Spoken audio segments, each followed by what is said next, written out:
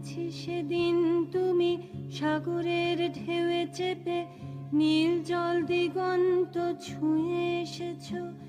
আমি শুনেছি সেদিন তুমি নোনা বালি তীর ধরে বহুদূর বহুদূর হেঁটে এসেছো।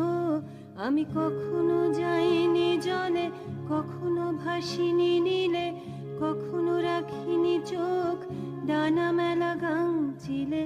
আবার যেদিন তুমি সমুদ্র স্নানে যাবে, আমাকেও সাথে নিও, নেবে তো আমায়, বলো নেবে তো আমায়।